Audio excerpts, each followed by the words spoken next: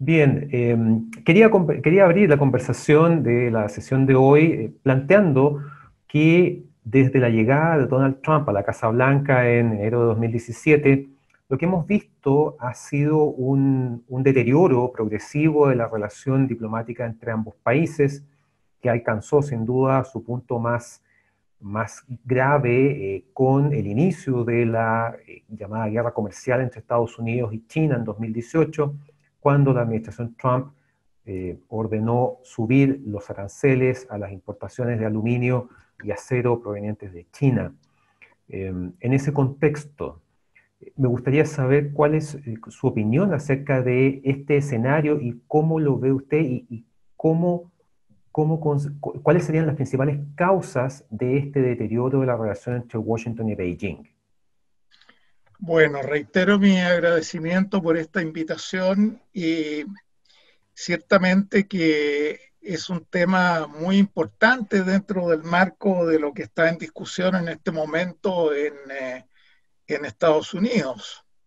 Aunque el público norteamericano ciertamente tiene como tradición prestar mucho más atención a los temas internos. En esta oportunidad eso ha cambiado un poco por lo acuciante de esta y de otras situaciones. Donald Trump entró a la Casa Blanca con un ímpetu no visto antes en materia de relaciones exteriores. No había pasado una semana en el cargo cuando ya estaba retirando a Estados Unidos del tratado TPP, que tanto había costado negociar 12 países. Bueno, hay diferencias reales, por supuesto. Hay una que en la manera que tiene Donald Trump de mirar las relaciones bilaterales con cualquier país, Chile incluido, es particularmente importante, que es la balanza comercial. Nosotros en ese sentido estamos bien porque el presidente Trump mira el comercio con Chile, dice balanza favorable a Estados Unidos, qué buen país. ¿Ah? Entonces, en el caso de China es exactamente lo contrario. Qué mal país porque el déficit comercial es gigantesco y va creciendo. En esto tiene alguna relación el sector privado de Estados Unidos. Hay una vinculación muy profunda a nivel empresarial entre empresas como el retail de Estados Unidos y la economía exportadora de China. Un ejemplo que se puede poner de una empresa muy activa en Chile también es Walmart. Walmart es uno de los mayores importadores de productos de consumo masivo de China en los Estados Unidos. El público norteamericano está acostumbrado a ese artículo barato que le cuesta 9.90 y que importado de otra parte del mundo costaría probablemente 19.90. Entonces ahí hay algo estructural. La gente le gusta comprar su iPhone. Bueno, el iPhone es diseñado en Estados Unidos, pero es armado en China. Entonces hay algo estructural en el déficit comercial. Estados Unidos ha tenido una relativa desindustrialización. Trump ha querido reindustrializar a Estados Unidos, pero Estados Unidos se ha ido saliendo de un área de manufactura tras otra, y eso es un tema estructural muy importante. Y luego está el tema de las malas prácticas. Qué duda cabe que China no tiene la mejor reputación en materia de propiedad intelectual. Qué duda cabe que para invertir en China hay requisitos que muchas veces son prácticamente expropiatorios para la empresa que llega, como la transferencia forzada de tecnología, la obligación de constituir sociedades mixtas, joint ventures, con empresas chinas, que una vez que está constituida la sociedad no se portan como un colaborador, sino que como un verdadero competidor, que todo lo que quiere es la tecnología de su contraparte.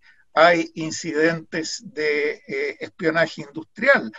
Luego está el gran tema de los subsidios estatales a especialmente gigantes ineficientes del sector público productivo chino que distorsionan los precios internacionales y de esa manera significan una competencia desleal para los demás países y empresas que ofrecen el producto. Y también, por supuesto, hay factores que van más allá de la economía. Donald Trump quiere aparecer como un líder, entre comillas, decisivo, realmente capaz de hacer una diferencia, que se atreve, que, usando una expresión nuestra poco académica, que para el carro al que ha estado de alguna manera abusando. También quiere obtener votos en los estados donde se exportan productos agrícolas y parte de su negociación con China pasa por 200.000 millones de dólares de soya y otros productos de Estados Unidos a China. También hay una percepción de amenaza china a la inversión por la vía de la inversión extranjera directa en empresas que Estados Unidos estima que son de alguna manera sensibles, de manera que hay hoy día mucho más control que en el pasado. Está el tema que ha estado en los medios del 5G como amenaza. Están las diferencias en materia política por Hong Kong, por Taiwán, por Corea, donde Estados Unidos quiere que China influya más para mejorar el comportamiento de Corea del Norte. Y bueno, por supuesto, esto está en los titulares todo el día, está el tema de la pandemia. Entre tanto, Trump ha sufrido una derrota ante la OMC. La OMC ha declarado que las alzas unilaterales de tarifas no son compatibles con la normativa de la OMC. Terminar esta guerra comercial aparece muy importante, pero en este momento realmente no se ve. En ese aspecto, los dichos de Trump no calzan necesariamente con su llegada a la Casa Blanca. Ya durante su campaña preelectoral como precandidato y después como candidato en 2016, culpaba mucho a China de la situación económica, de la pérdida de empleos, etc. Mi pregunta es si acaso Trump no está recogiendo un sentimiento que surgió a partir de los años 90, de que China se volvió la nueva amenaza, el gran competidor. Ante la desaparición de la Unión Soviética, pareciera que China es lo más cercano a ese enemigo rival internacional que pone o podría poner en peligro a Estados Unidos y que justifica muchas decisiones. Efectivamente, es así, eso es absolutamente correcto. Estados Unidos y China habían sido, mientras la Unión Soviética todavía existía y significaba una amenaza estratégica, aliados de facto. El enemigo de mi adversario es mi amigo. Entonces había una lógica de colaboración con China que viene desde la guerra de Vietnam, cuando Vietnam claramente se alineó con la Unión Soviética. Entonces la administración de Richard Nixon discurrió con su asesor de seguridad nacional, Henry Kissinger, de manera muy inteligente, que lo que correspondía era invertir la relación con China y pasar a una colaboración para de esa manera enfrentar la amenaza soviética en el este de Asia.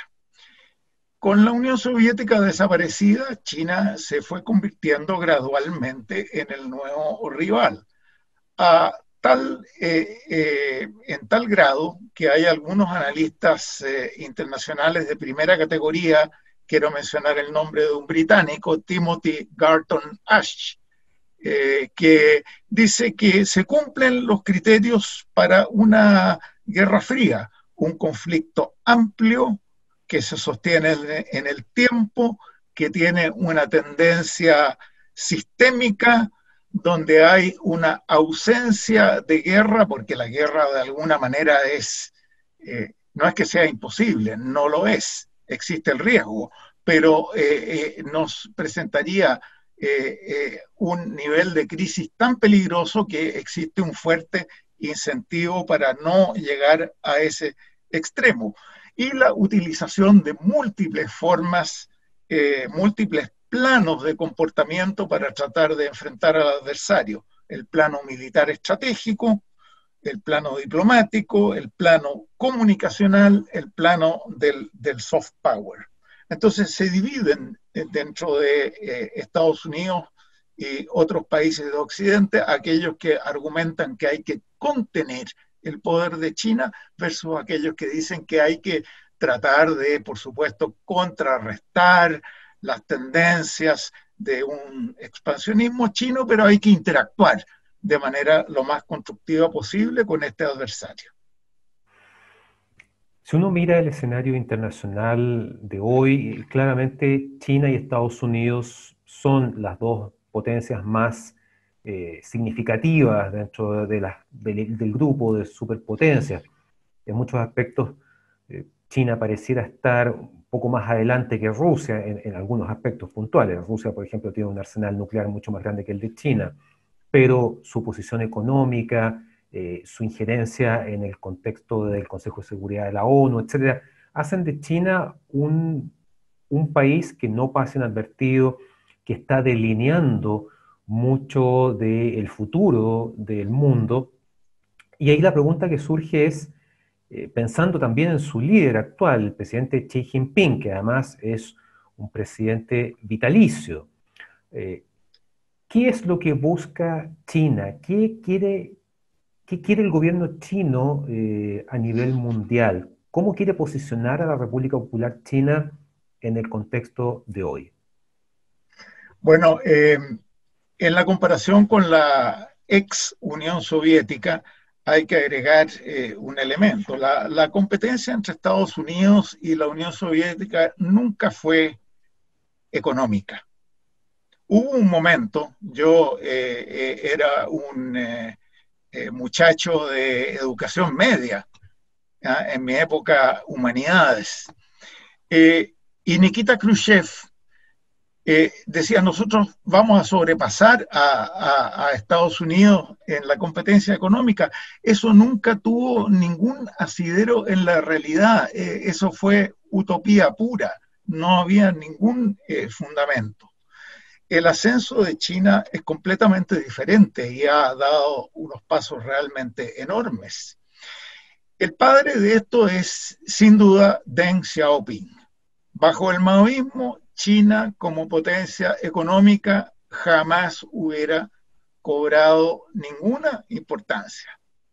Fue Deng Xiaoping quien tuvo la visión de que China tenía un enorme potencial y que había que liberarlo. Entonces, de una manera muy pragmática, nunca con una doctrina que tratara de crear una coherencia entre esto y el marxismo-leninismo de que se hablaba en los congresos y el comité central del partido.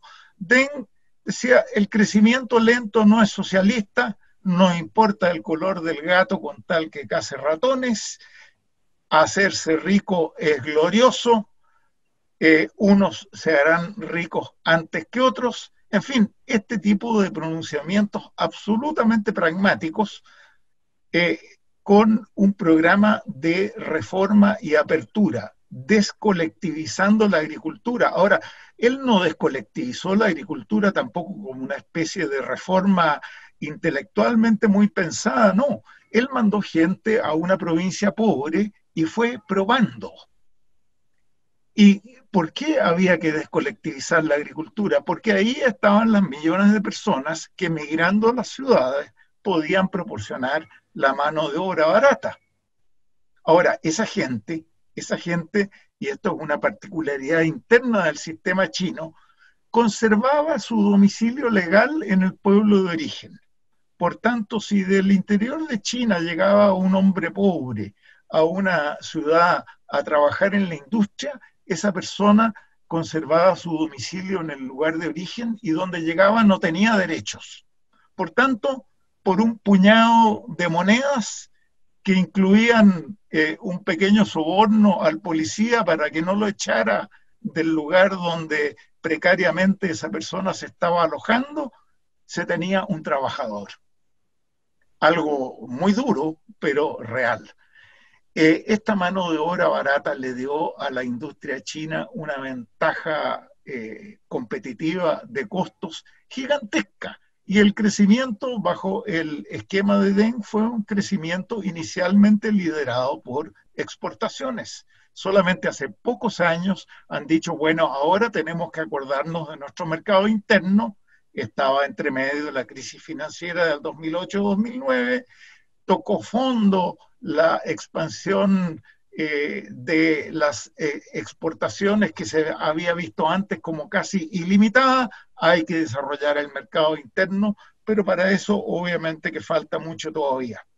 Ahora, Xi Jinping ha mantenido parte del legado de Deng Xiaoping, de desarrollo rápido, desarrollo de las exportaciones, proyecciones del mundo, reforma y apertura, pero también ha tenido un diagnóstico de que China debe perfilarse como potencia. Entonces hoy día China, bajo Xi Jinping, lo que está preconizando es alcanzar una suerte de paridad con los Estados Unidos. En esto hay una consideración como de estatus. Primero en Asia ya lo es. En el este de Asia, China hace más de 10 años desplazó a Japón de su primer lugar. No se discute la primacía de Japón en el este de Asia.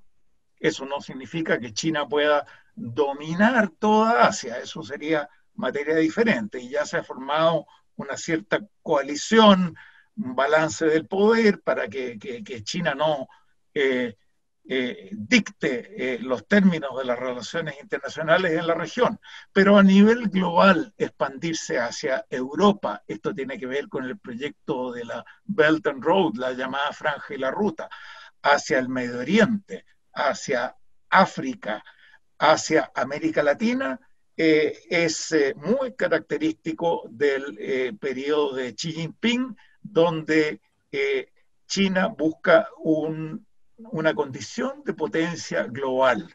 Todavía bajo Hu Jintao, su predecesor, que era un discípulo de Deng Xiaoping, China había dicho, nuestro surgimiento internacional no es una amenaza. Xi Jinping ha cambiado eso por un lenguaje mucho más asertivo. Don Manfred, usted mencionaba el tema del lenguaje, y eso es algo que hemos visto que ha cambiado en los últimos años, más o menos coincidiendo con la llegada de Donald Trump a la Casa Blanca. Hemos visto una política exterior y sobre todo un lenguaje de la diplomacia china mucho más duro, mucho más vehemente de lo que habíamos visto hace unos 10 años, por ejemplo. Eso tiene que ver con que se está tratando de poner en el mismo nivel que muchas veces los dichos del Departamento de Estado o del propio presidente de Estados Unidos hacia China. Es una pregunta bien compleja. Sí, ha cambiado el lenguaje, ha cambiado el estilo. Se ha hablado con cierta justificación de que la diplomacia china hoy día es mucho más asertiva, pone mucho menos énfasis que en el pasado en evitar los conflictos. Cuando estiman los gobernantes de la República Popular China que hay intereses importantes en juego, van al choque. Eso movió a que la Unión Europea, en un documento oficial, dijera a mediados del año pasado que China se perfila como un, comillas, rival sistémico, con un sistema de valores diferente, con intereses diferentes, con otra manera de ver el mundo. Ese declive en las relaciones entre la Unión Europea y la República Popular China no se había visto venir. Nosotros hemos visto en Chile que ha habido un embajador que ahora ya ha dejado el cargo, don Subú, que durante su gestión eh, llegó a tener polémicas con parlamentarios chilenos, por ejemplo, como el diputado Jaime Bellolio. Eh, Llegó en el tema de la inversión de la empresa Tianqi en SQM a decir, bueno, yo creía que cuando la operación comenzó a demorarse, porque se estaba revisando por normativa de libre competencia. Entonces, don Subu dijo, bueno, yo creía que a los chilenos les gustaba la inversión extranjera directa. Un lenguaje desusado, algo que no se había visto en ninguno de sus predecesores. Entonces, sí, hay un cambio de estilo.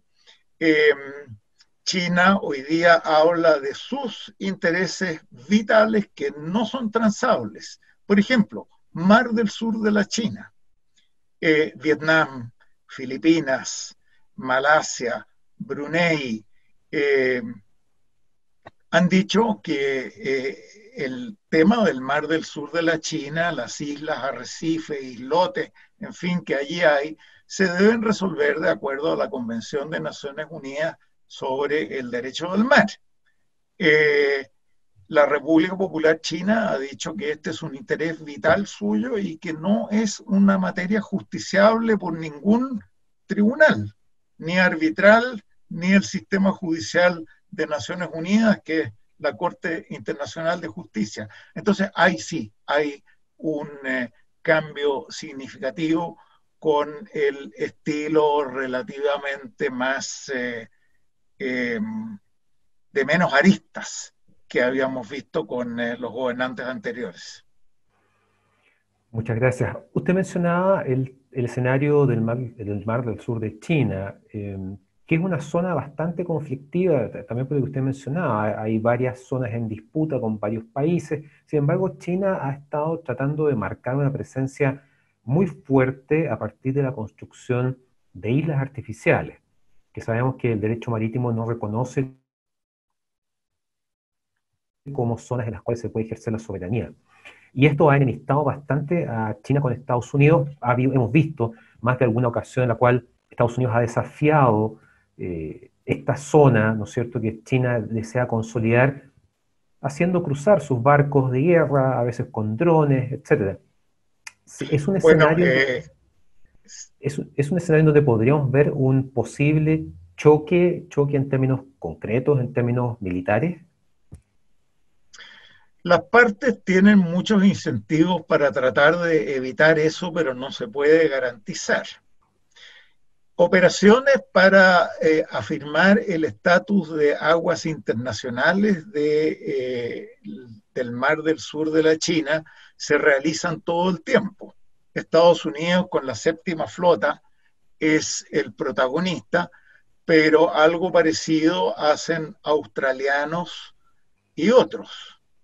Eh, Pasan por aguas que China considera jurisdiccionales, pero que de acuerdo al derecho del mar ya citado no lo son, para afirmar ese estatus. Evidentemente que eso provoca una serie de situaciones de riesgo donde podría en algún momento ocurrir algún incidente. Hay muchas situaciones que ni siquiera se publican entre naves que no son armadas, sino que guardacostas de la República Popular China, pero son navíos de cierta envergadura e instalaciones civiles. Por ejemplo, plataformas de explotación de hidrocarburos, petróleo, gas de países como Malasia. Hay muchos acercamientos también entre guardacostas chinos y embarcaciones pesqueras. Son situaciones que prácticamente ocurren todas las semanas, pero enfrentamiento directo que entre naves de guerra que llegue a alguna situación de uso de armamento, afortunadamente no hemos visto, pero el riesgo no se puede descartar. En la Armada de Estados Unidos hay una sigla, a estas operaciones se les llama FONOP, Freedom of Navigation Operations. Entonces, claro, esta es una zona que es muy estratégica, no solo por los ya mencionados hidrocarburos, también porque si uno mira el mapa, la navegación comercial entre los puertos del noreste de Asia, Japón, Corea, también está Taiwán, hacia el sur pasa por allí, luego dobla por el estrecho de Malaca en dirección al Océano Índico y de allí, en fin, Mediterráneo, en fin, el destino que sea. Pensando en el tema del control marítimo y la influencia en términos navales, hemos visto que China en los últimos años ha invertido bastante. O sea, comenzó con el portaaviones Liaoning y después con el Shandong. Y sabemos que está construyendo un tercer portaaviones, lo cual transforma automáticamente a China en una potencia naval de primer orden, al menos en la zona de Asia. No es comparable todavía con el poder naval estadounidense, que tiene 10, 11 portaaviones desplegados en distintas partes del mundo. China está buscando equiparar eso en ese afán de ponerse al mismo nivel con Estados Unidos. ¿También desea tener su propio gran poder aeronaval en Asia? Ciertamente. La Armada del PLA, del Ejército de Liberación Popular, está en plena evolución de ser una armada más bien costera a una armada de lo que se llama aguas azules, una armada de alta mar. Se podría decir que lo han logrado, que ya lo es.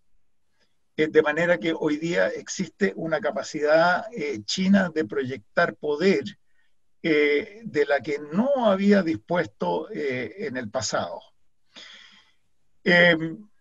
Se había señalado como perímetro de seguridad por parte de China la primera cadena de islas, desde una parte de Japón, ahora buscarían un perímetro más alejado aún de las costas de China, de manera de conseguir lo que en términos de en la terminología estratégica se llama la denegación de acceso, access denial, a las zonas aledañas a la costa china, de manera que el costo de un acercamiento hostil se vuelva prohibitivo para quien lo intente, sea este Estados Unidos, sea esta otra potencia asiática. La tesis más bien política que asocia la República Popular China con este desarrollo militar es que la seguridad de Asia deben cuidarla los propios asiáticos, por lo tanto Estados Unidos no tiene nada allí que hacer. En el pasado, la séptima flota de Estados Unidos solía recalar de vez en cuando en Hong Kong. Eso hoy día ya no es posible. El punto de recalada habitual hasta la década del 90 había sido la base naval de Subic en Filipinas, Okinawa, por supuesto, más al norte, una isla que está en la cadena que va de Japón hacia el sur. Hoy día la recalada principal en el sudeste asiático es Singapur.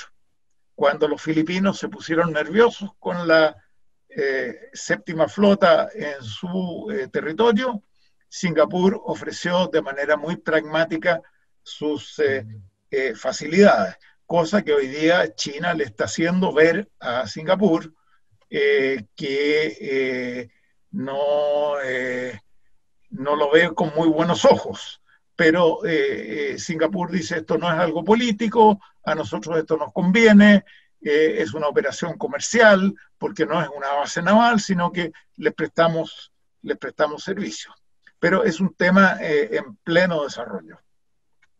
Perfecto. Hablando de las percepciones mutuas, ¿qué nos podría decir de cómo en general los chinos ven a Estados Unidos y viceversa, más allá de una diferencia entre republicanos y demócratas? ¿Cómo ven los estadounidenses también a China hoy? ¿Cuáles son las imágenes que se tienen mutuamente? A ver, ¿cómo ven? ¿Cuál primero? ¿Cómo ven los chinos o cómo ven? Por donde usted prefiera. Ok, ya. Bueno, en los últimos años la opinión estadounidense sobre China se ha deteriorado muchísimo. Eh, Hay un centro de investigación de opinión pública, el Pew, PEW, Pew Research Center de Estados Unidos, que el año 2018, hace poco tiempo, medía un porcentaje de opinión en Estados Unidos desfavorable hacia China del 47%. El 2019 eso había subido al 60% y este año va en el 73%. O sea, realmente es un cambio bastante significativo. Eso se refiere a China como país, como potencia, en fin, en todos los órdenes de cosas que hemos estado conversando. Xi Jinping como tal goza de una imagen un tanto mejor. El nivel de desconfianza hacia Xi Jinping como persona va este año en un 50%. Son muy pocos los países que tienen opiniones más desfavorables de China que Estados Unidos. Hay un caso que tiene raíces históricas que es el de Japón. 85% de los japoneses tienen una visión desfavorable de China. La verdad es que esto es casi sorprendente porque es también su primer socio comercial, reciben muchísimos turistas de la República Popular China, entonces llama la atención, pero es un hecho histórico. Si lo comparamos con América Latina, el porcentaje de visiones desfavorables de China en esta parte del mundo es muy bajo. En Argentina apenas 24%. De alguna manera los argentinos miran a China como una especie de salvavidas económico. Por el soya, la venta de Brasil soya. 27%. Entonces aquí hay una visión muchísimo más benigna de la República Popular China.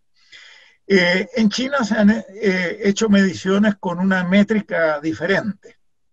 Lo más revelador es en una escala de 1 a 10, donde 1 es que Estados Unidos es realmente pésimo y 10 Estados Unidos como el paraíso. eh, han bajado entre el 2019 y este año de un 5,7 a un 4,7, lo cual es una baja bien sensible. Ahora, si uno hace un ejercicio de ficción y dijera, Estados Unidos no le pide visa a nadie, y se dijera, si quiere venirse a vivir a Estados Unidos, hágalo, o a estudiar, o jubilado, lo que quiera. Bueno, sabemos bien lo que ocurriría, que llegarían muchos millones de chinos, porque el American Way of Life sigue siendo tremendamente atractivo y hay minorías chinas que están en comunicación con sus parientes y amigos en la República Popular China y les cuentan sobre su experiencia norteamericana. Al revés, si la República Popular China dijera, ahora puede entrar cualquiera, ¿cuántos millones de personas llegarían de Estados Unidos a vivir a China? Yo no sé, pero presumo que no demasiado. Entonces, hay un atractivo de que dispone Estados Unidos, del cual China a lo mejor podrá disponer en un futuro, pero ese Claro. futuro todavía se ve bastante lejano. Estamos a menos de un mes de la elección presidencial en Estados Unidos.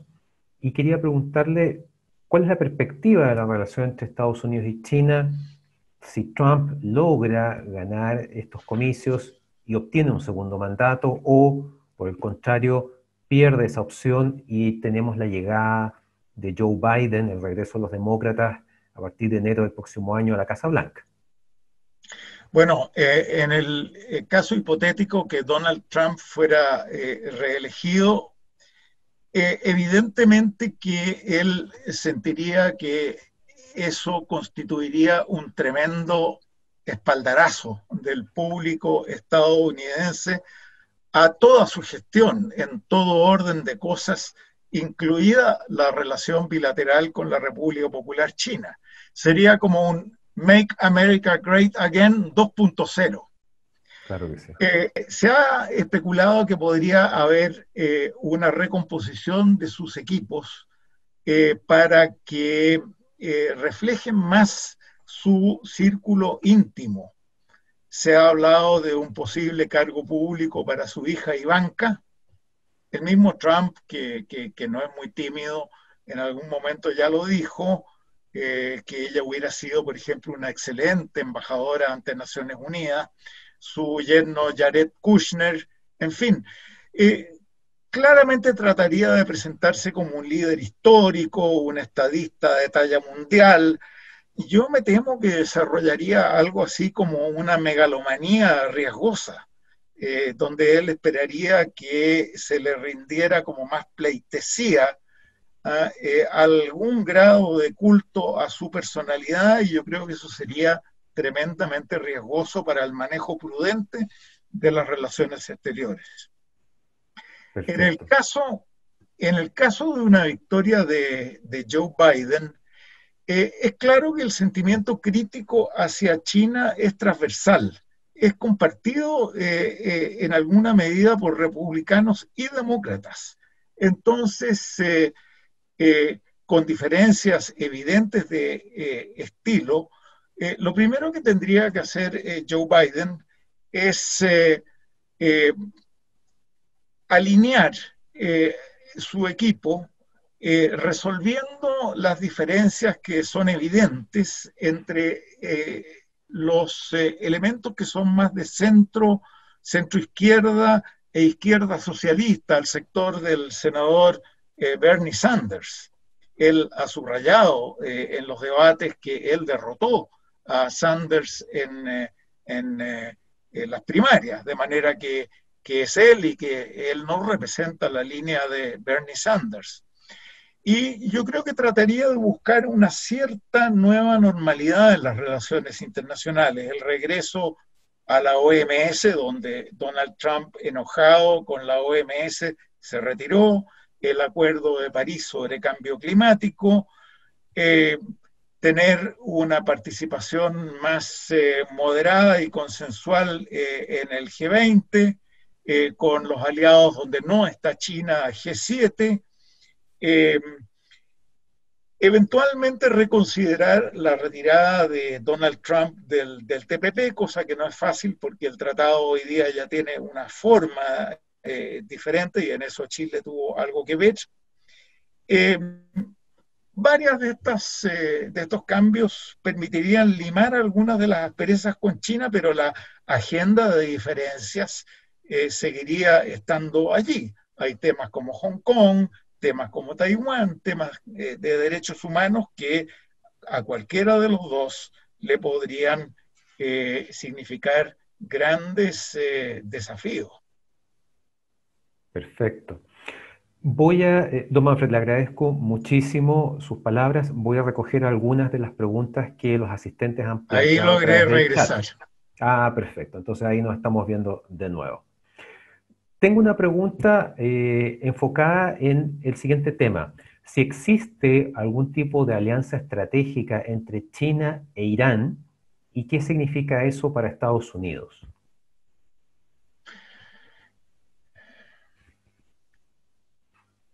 En esa materia no hay transparencia alguna. Se han detectado situaciones y hay algunos informes, pero tendría uno que tener acceso a muchísima más información para poder opinar realmente con fundamento. Eh, Hay una transacción que se acaba de producir que me ha llamado mucho la atención y que me llevaría a pensar de que China quiere equilibrarse entre diferentes actores. Una compañía de China acaba de ganar una concesión para un terminal de contenedores en el puerto de Haifa. Notable. Hoy día la presencia de China en el Mediterráneo es muy importante. Los chinos tienen una base naval donde termina el Índico, Djibouti, de ahí Claro. entran al Mar Rojo, cruzan el canal de Suez e inmediatamente en Haifa tienen un puerto. Avanzan un par de cientos de millas hacia el oeste y tienen otro puerto que es el puerto del Pireo. De allí un corredor terrestre lleva el comercio al centro de Europa. Es notable. Hace solamente una década esto no se anticipaba. Entonces yo dudo que China esté en una postura de buscar por razones políticas y de debilitamiento de los Estados Unidos una alianza que lo comprometa mucho con Irán. Ahora, evidentemente que el abastecimiento de petróleo, que es importante, la situación del Golfo, que también lo es, interesa a China, pero bueno, China como gran potencia se puede repartir entre muchas relaciones bilaterales, pero el caso de la relación con Israel, tan sorprendente, es decidor, a mi juicio. Y dentro de, vuelvo a las encuestas de Pew, las opiniones del público de Israel sobre China son desfavorables en un porcentaje muy bajo. China tiene bastante buena imagen en Israel. Perfecto. Un poco en la misma línea, uno de los asistentes a este encuentro pregunta si acaso usted puede hablar acerca de la influencia y la presencia china en África. Sí, en África. China se ha posicionado muy bien en el África, estamos hablando de África al sur del Sahara. Esto pasa en gran parte por el hecho de que el discurso chino es, miren, nosotros somos muy distintos a las antiguas potencias coloniales, otros países europeos, aunque no hayan sido potencias coloniales, y muy distintos a los Estados Unidos. Nosotros, número uno, no vamos a intervenir en sus asuntos internos. No les vamos a preguntar acerca de democracia o autoritarismo, no les vamos a preguntar acerca de derechos humanos, ni de relaciones laborales, ni de requisitos ambientales. Nosotros somos amigos de ustedes. Las relaciones, esto es una expresión muy favorita de la diplomacia china. Estamos aquí para establecer una relación win-win. Las dos partes ganamos. Lo que no está claro es si win-win significa 50-50, 90-10, 60-40. Eso no está claro. Pero nosotros vamos a comerciar con ustedes, vamos a invertir, vamos a desarrollar infraestructura, ustedes van a tener acceso a los proyectos bajo la franja y la ruta sin condiciones. Entonces, los occidentales que hacen todas estas preguntas difíciles e incómodas a gobiernos que muchas veces tienen aspectos bastante cuestionables, China dice, no, olvídese, con nosotros es distinto. Y tal como en América Latina hay un foro que es el CELAC, que dialoga con China, en África hay un foro que se llama el FOCAC. Entonces, los juntan, el FOCAC se ha juntado en África, también han hecho reuniones en China, los atienden obviamente estupendo. Entre tanto, en África han surgido algunas voces críticas. La cooperación no es necesariamente de la mejor calidad, los precios muchas veces no son de mercado, en fin, la presencia de técnicos, trabajadores y otros de China muchas veces hace sentir que es como un enclave que tiene un cierto aspecto neocolonial en los países. Han llegado entre tanto los japoneses, que tenían una presencia muy discreta, y Japón ha llegado hablando de cooperación, pero de calidad. Otro lenguaje, en una escala que es menor a la de China, pero tratando de, en el fondo, recuperar terreno. Entonces es una presencia muy significativa.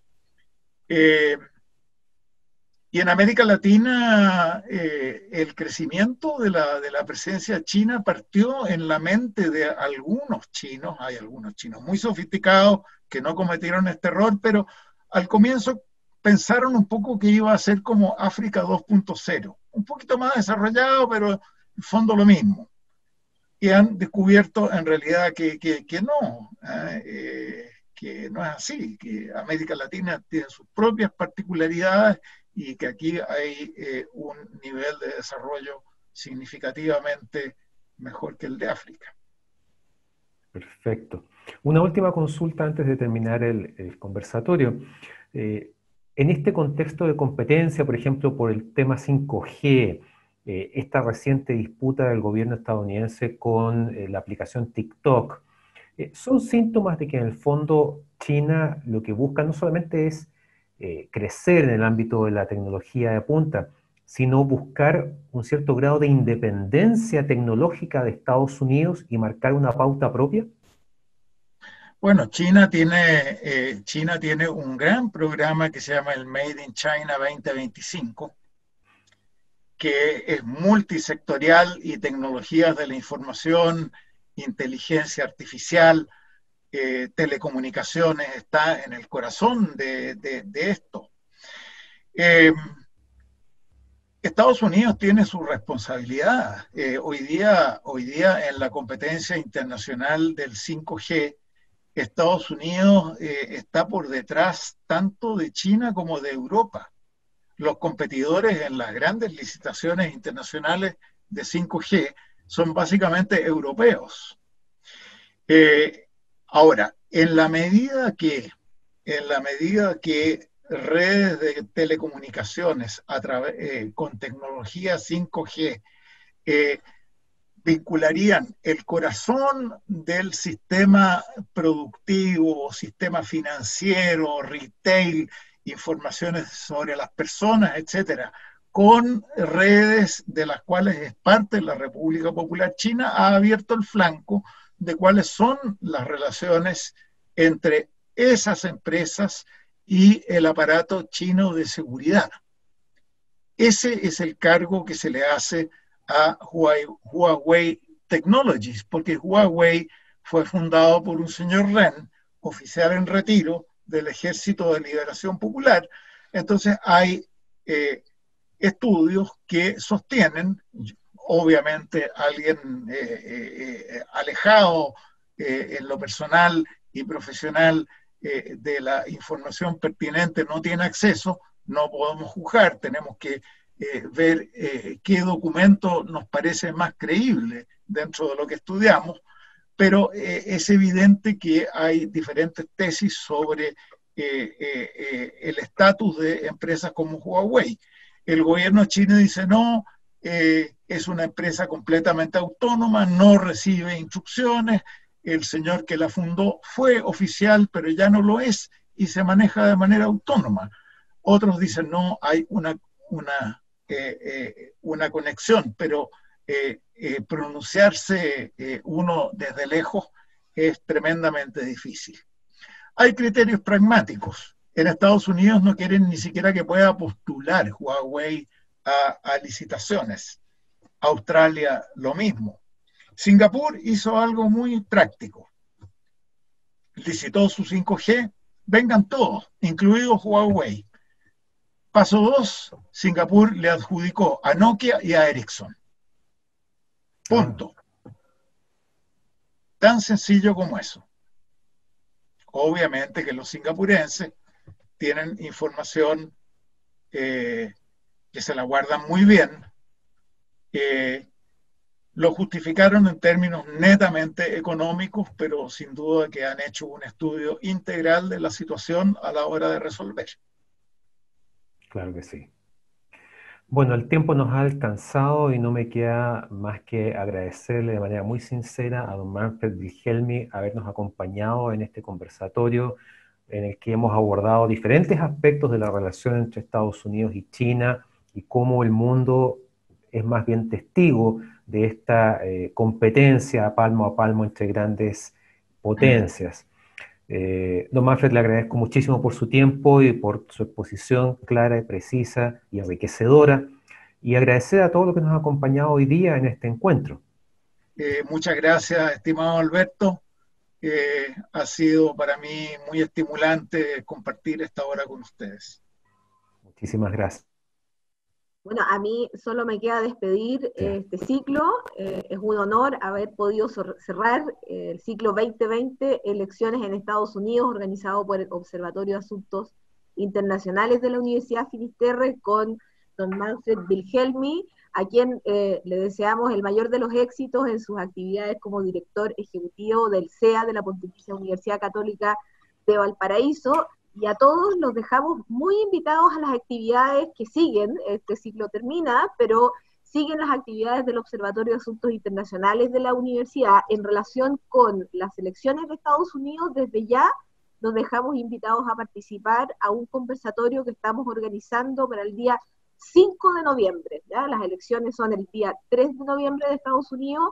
Se espera un resultado estrecho.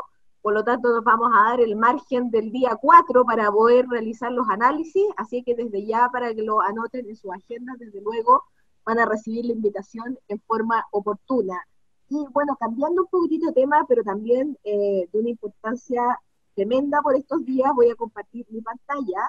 La próxima semana, el día miércoles, vamos a realizar un conversatorio